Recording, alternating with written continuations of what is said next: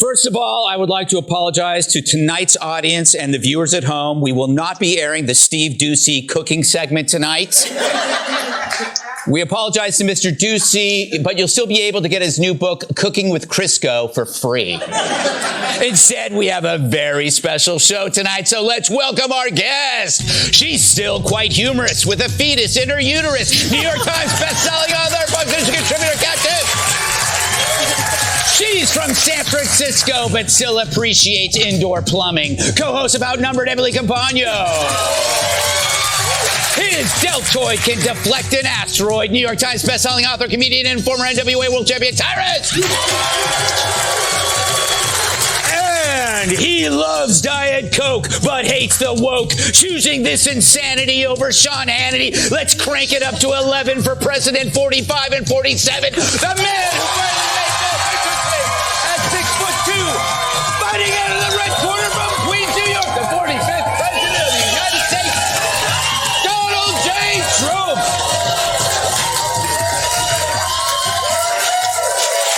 There you go. So, Mr. P, how's your golf game? Well, haven't been thinking about it too much lately. I always said golf is a very dangerous game. It really is. It really is, especially if they're playing with you. Yeah, that's true. That's what? That was a mean joke. Pretty sad. Did you? If they had told you that the shooter was there, would you have tried to take him out with your 3-wood? I think so. Yeah, I think so. If I knew. Actually, the Secret Service did a great job. They saw the barrel of a gun, big gun. Yeah, and it came out through bushes. And how many people would see that? First, he really was very exceptional to have done it. And we've been going through a lot of it. We're getting very good at it, but I don't want to say that too loudly because we don't want to bring any jinxes along, Tyrus. Right? But it's it is. I mean, at least he could have yelled 4. Yeah. This is not a good thing to have practice at. No. Like, you're getting really good at stopping assassinations of Donald Trump. It's great. But I want to ask you, so Kamala Harris and the president, Joe Biden, if he's still president, we don't know. They called you after you were you got shot at and to wish you well, to say all these nice things. They did. But they're the same people that moments before say you're a threat to democracy, an existential threat, worse than Hitler. Does that mean that everything they say is full of? Well, both of the shooters, one is dead and the other one is in prison. And it was really great work, again, by Secret Service. And a woman who saw somebody running and running for the car because he was caught and the Secret Service agent started shooting at him, didn't do any talking, said just, that's a barrel of a gun, started shooting, which was amazing. That he saw it, and then he started shooting. And so this man is running to the car, and a woman is a woman, of course. Woman's always a woman, right? We just found out, yeah. No, but think about that. How smart. Who would do this?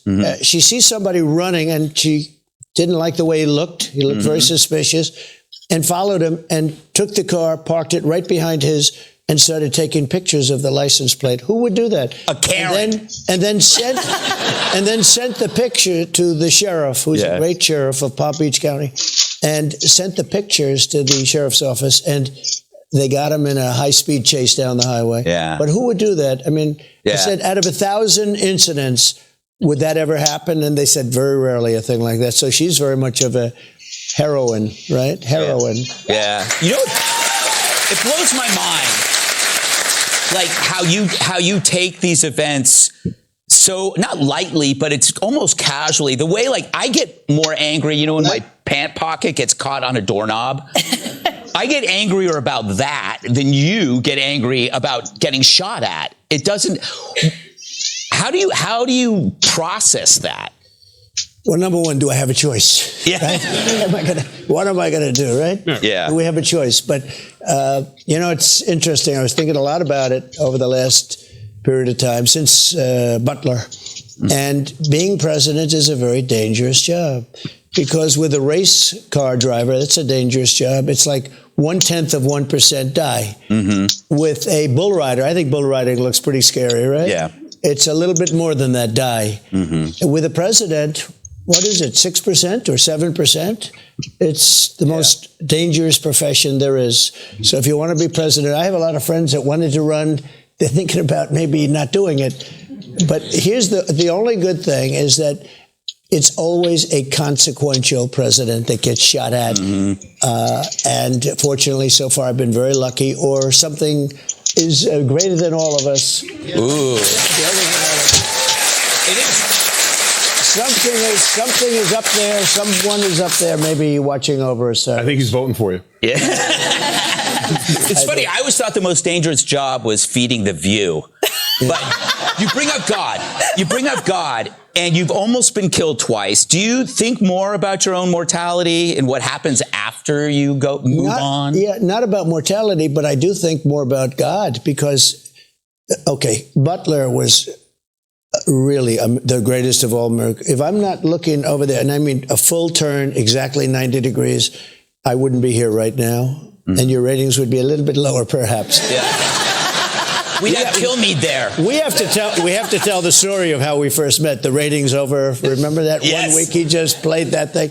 But I do think about that because the chart, it was basically an immigration chart. We had our lowest numbers that we've ever had in immigration. And I very rarely use it, maybe 15, 20%. It's always on my left and it's always at the end of a speech. So now I said, bring down the chart right at the very beginning, almost like the first sentence of the speech. Bring down that chart because immigration is such a big thing now with, our country being basically taken over by Venezuela and lots of other people.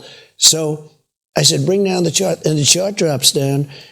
And I go, look at those numbers. And I look over to the right and ping. And that was not, I knew something was definitely wrong. And it was a mess. I touched, I said, that's unusual. Do you remember when you showed it to me? I showed it. Yeah, you showed it to me. You said, I know people aren't going to believe this, so Gutfeld, take a look at my ear. That's right. We met at the convention. Yeah. And I said, who am I going to show it to? We have a lot of guys. They'll say it didn't exist. And I actually did have such confidence in him, and he's really a very special guy, talented guy, good guy, great guy. And I said, if I'm going to show it, let's do it with Gutfeld. Yes. That's amazing. It's amazing. Because it happened right after. Yeah, how did you get him to see the top of your ear? Well, I sat in a low chair. Okay, thank you. But you know what? It was true. And I took the bandages off very carefully. Yeah. And I showed him. He said, "That's nasty." Yes, that was nasty. But I kind of wanted to touch it, but I knew I would have been tackled. And I would have enjoyed it. But it's interesting to see the response to this second attempt. Every time you're under a bigger threat, the media still blames you even more. Yeah. It's almost as though they don't see their own role in this. What do you make? Have you just basically accepted this as a fact? I think so, yeah. Look, the media is extremely dishonest, extremely corrupt, actually. Look at the debate. I walked off, I said, that's debate. They said I'm the GOAT in debates because I had a lot of debates and I became president. And the GOAT means greatest of all time. He's a GOAT. But I said, what a great stage. And I walked off that stage and I thought I had the best debate. And I was very unfairly treated by the anchor. I'm not fans of those guys anymore. And his hair was better 5 years ago than it is now. Okay? That happens. That happens with the clock. I mean, who among us? That happens with the clock. But, they came at me on everything like crime. Yeah. I said, the crime is rampant. He said, crime is down. I said, crime is down. Who would think it's without even knowing? And I was right. The following day, DOJ announced numbers. I don't know who it was in DOJ, but somebody over there likes me. That crime is up 45%, murders up, numbers like you wouldn't even believe. And anybody would know that without even seeing charts. But it turned out to be a false attack. They attacked the bloodbath. That was referring to the auto industry. Right. You know all these things. Yeah. Charlottesville was totally debunked by everybody, including Laura. Laura did a whole show on it, how it's so ridiculous. And even Snopes, which is a left-wing That's right. site. They even said. Yeah. But all of them. And they didn't correct her once. And they corrected me everything I said practically. And I think 9 times or 11 times. And the audience was absolutely, they went crazy. And I walked off, I said, that was a great debate. I loved it. You got a lot of people watch. I guess we had 75 million people watching, something like that. and you have to do well. You can't do badly. For instance, Biden didn't do so well in the previous debate because I had the two debates. I had one. We actually had two debates. You know, I had one against a man, and then they said he's not doing well. Take him out. Put in a new one. And if she doesn't do well, I wonder if they're going to take her out. Just keep putting her. Let's see if we can get it right eventually. No, but a thing like that's never happened before. It's never, you know, it's like a fighter. He knows more about fighting, but I love the fighting. We love Dana White, all those guys, and Dana is great. Well, your history in boxing is second to none. I've more Mike Tyson fights than anybody. Yep. Mike is great, and they're all great, and they're amazing people. Really, it's a very hard thing to be a fighter. Number one, you have to be able to take hundreds of shots to the face within a couple of rounds and enjoy going out for the fifth round. Yes. You know, there aren't a lot of guys. A lot of great athletes have tried to be fighters. It doesn't work out so well. Very rarely does it work out. But this was something that was a very special moment. I thought this was a tremendous debate.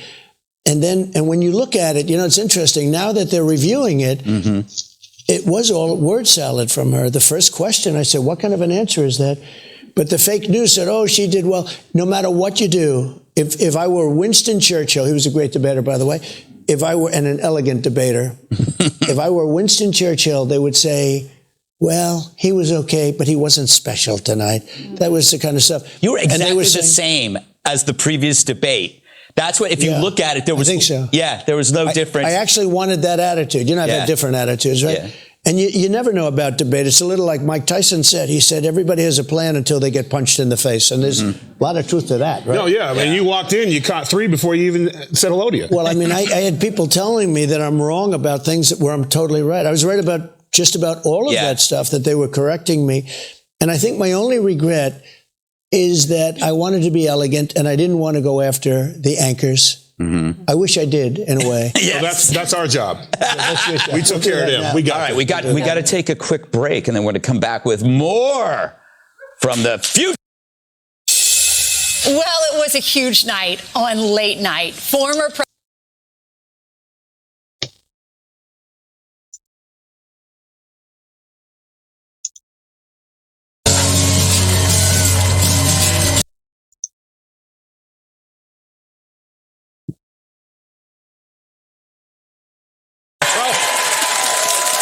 Click here.